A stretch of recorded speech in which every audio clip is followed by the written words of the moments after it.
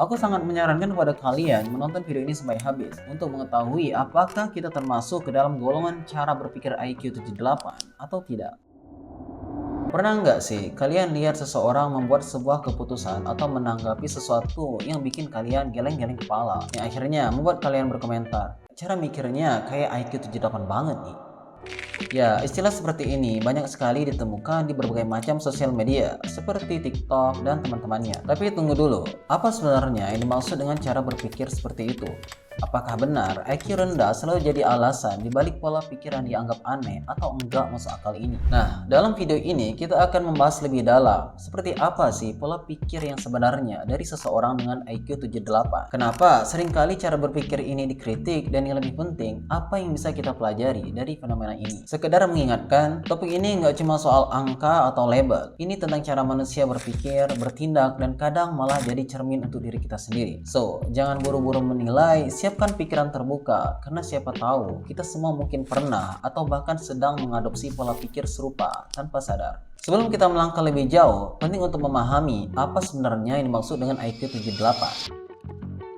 Tes IQ atau Intelligence Quotient adalah sebuah tes untuk mengukur kemampuan intelektual seseorang dalam berbagai aspek seperti logika, pemecahan masalah, dan pemahaman pola. Secara global, rata-rata IQ manusia berkisar di angka 90-110. Nah, jika ada seseorang dengan IQ 78, artinya dia berada cukup jauh di bawah rata-rata global tadi. Dalam dunia psikologi, ini sering masuk dalam kategori borderline intellectual functioning. Dalam artian, orang dengan IQ ini memiliki kapasitas intelektual di bawah rata-rata. Ya, mereka memang nggak masuk dalam kategori disabilitas intelektual yang berada di bawahnya lagi, tetapi kemampuan berpikir seorang dalam rentan ini cenderung lambat, terutama dalam memahami konsep abstrak atau logika yang kompleks. Ini bukan berarti mereka nggak bisa belajar atau berkembang ya, tetapi seseorang dengan IQ 78 memang membutuhkan pendekatan yang berbeda dan lebih lambat dalam mencerna sesuatu. Menurut American Psychological Association atau APA, individu dengan IQ di bawah 80 cenderung kesulitan memahami konsep-konsep abstrak atau sesuatu yang rumit, seperti hubungan sebab akibat atau pola berpikir strategis. Tapi mereka akan lebih mudah mengerti jika situasi atau sesuatunya itu jelas dan sederhana. Jadi seseorang dengan nilai IQ ini rada-rada kesulitan tuh memahami hal-hal yang sifatnya harus menganalisis. Kemudian juga sebuah studi dari National Institute of Health juga menunjukkan bahwa orang dengan IQ rendah lebih rentan membuat keputusan impulsif, yaitu keputusan yang diambil secara ceroboh tanpa pertimbangan yang matang, terutama saat berada dalam situasi penuh tekanan. Hal ini terjadi karena mereka lebih mengandalkan intuisi atau reaksi spontan daripada menganalisis situasi secara mendalam. Jadi, IQ 78 bukan sekedar angka, ini memberikan gambaran tentang bagaimana seseorang memproses dunia di sekitarnya yang tentunya bisa sangat berbeda dengan sebagian orang lain memahami sesuatu. Lalu seperti apa sih pola pikir seseorang dengan IQ 78 yang terlihat di kehidupan sehari-hari? Faktanya, kita semua mungkin pernah menyaksikan atau bahkan terlibat dalam keputusan-keputusan yang membuat kita berpikir,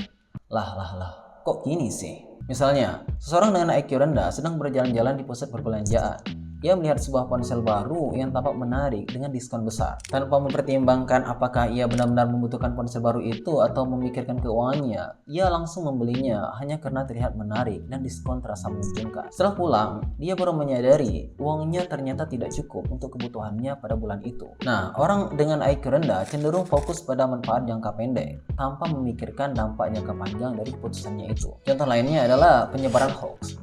Cukup banyak orang yang langsung percaya ketika menerima sebuah informasi tanpa mengecek kebenarannya terlebih dahulu. Sebuah penelitian dari Cambridge University menemukan bahwa individu dengan IQ rendah memiliki kemungkinan 65% lebih besar untuk mempercayai teori konspirasi atau berita palsu dibandingkan mereka yang memiliki IQ lebih tinggi. Lalu ada juga masalah dalam manajemen waktu. Orang dengan IQ rendah seringkali tidak sadar betapa berharganya waktu. Mereka seringkali melakukan hal-hal yang tidak ada manfaatnya. Misalnya, menghabiskan berjam-jam rebahan dan scroll-scroll media sosial tanpa tujuan, tanpa mempertimbangkan dampaknya pada produktivitas atau rutinitas harian mereka. Menurut survei Pew Research Center, sekitar 70% hoax yang tersebar di media sosial diterima oleh individu dengan kemampuan literasi rendah. Sedangkan laporan dari Journal of Applied Psychology menunjukkan bahwa orang dengan IQ rendah cenderung mengandalkan intuisi dibandingkan analisis fakta yang seperti aku bilang tadi, sehingga lebih mudah terjebak dalam informasi yang menyesatkan. Sebagian orang mungkin sering merasa kesal atau bingung dengan keputusan atau tanggapan-tanggapan seperti ini. Tapi penting juga untuk diingat bahwa itu bukan cuma soal kurang pintar, tapi ada banyak faktor yang mempengaruhinya. Mulai dari keterbatasan pengalaman hingga kurangnya kemampuan untuk berpikir kritis. Seperti yang aku bilang tadi, pola pikir yang dianggap bermasalah ini juga dipengaruhi banyak hal-hal dari luar yang seringkali kita abaikan. Pertama, pendidikan yang kurang memadai. Orang yang tidak terpapar sistem pendidikan berkualitas cenderung kesulitan mengembangkan cara berpikir kritis. Sistem pendidikan yang lebih cenderung fokus pada hafalan daripada analisis atau yang kurang mendorong siswa untuk bertanya dan mengeksplorasi seringkali meninggalkan celah besar dalam kemampuan berpikir logis. Kedua, pola asuh di masa kecil.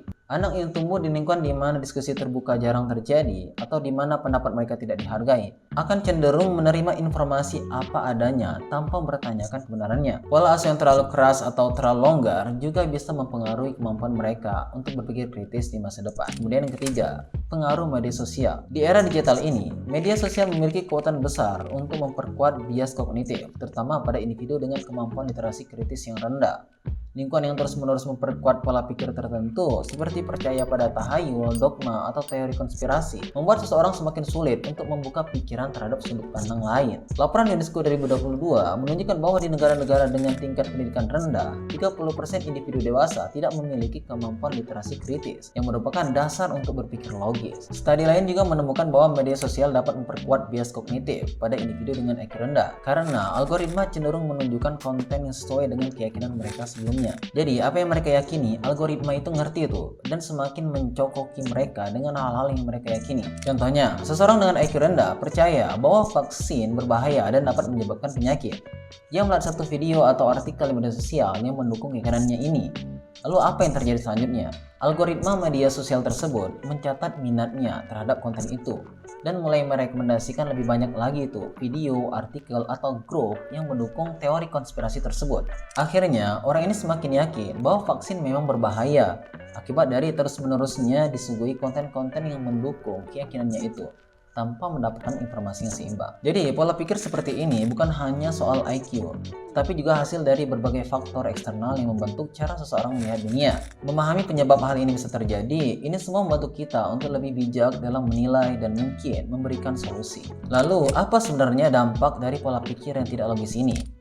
Ternyata cukup besar, baik untuk individu itu sendiri maupun masyarakat secara keseluruhan. Bagi individu, keputusan impulsif atau tidak dipikirkan dengan matang bisa berujung pada masalah finansial, kesulitan dalam hubungan pribadi, bahkan hingga kesulitan karir. Kita semua tahu betapa pentingnya membuat keputusan yang tepat dalam hidup, dan kurangnya kemampuan berpikir kritis dapat menambah beban dalam kehidupan sehari-hari. Bagi masyarakat, dampak dari pola pikir yang tidak rasional ini bisa memicu perpecahan sosial. Misalnya, penyebaran berita palsu yang memperburuk ketegangan politik atau menciptakan ketidakpercayaan di antara kelompok-kelompok tertentu. Sedangkan dalam konteks sosial yang lebih luas, semakin banyak orang yang terjebak dalam pola pikir seperti ini, maka akan semakin sulit untuk menciptakan diskusi yang konstruktif dan kolaboratif. Pola pikir ini bisa mengarah pada polarisasi sosial atau terbaginya kubu-kubu yang sangat berbeda dan saling bertentangan, yang mana hal ini malah akan memperburuk masalah yang sudah ada. Tapi bukan berarti tidak ada harapan. Ada banyak cara untuk mengatasi pola pikir yang terbentuk karena IQ rendah atau faktor eksternal lainnya. Yang pertama, pendidikan. Memberikan pendidikan yang merangsang pemikiran kritis sejak usia dini adalah kunci. Dan cara ini, anak-anak belajar untuk berpikir secara logis, mengevaluasi informasi, dan membuat keputusan yang lebih matang. Yang kedua adalah melatih keterampilan berpikir kritis di luar pendidikan formal. Ya, mengajak orang untuk berpikir lebih dalam tentang informasi yang mereka terima dan mendorong mereka untuk selalu bertanya, mengecek sumber, dan berpikir jernih. Kampanye literasi digital juga sangat penting untuk mengurangi dampak media sosial. Dan yang terakhir adalah menciptakan masyarakat yang lebih inklusif atau menghargai perbedaan dan berbagai pola pikir. Ketimbang langsung mengkritik atau menilai, kita bisa membuka ruang untuk memahami penyebab di balik pola pikir tersebut.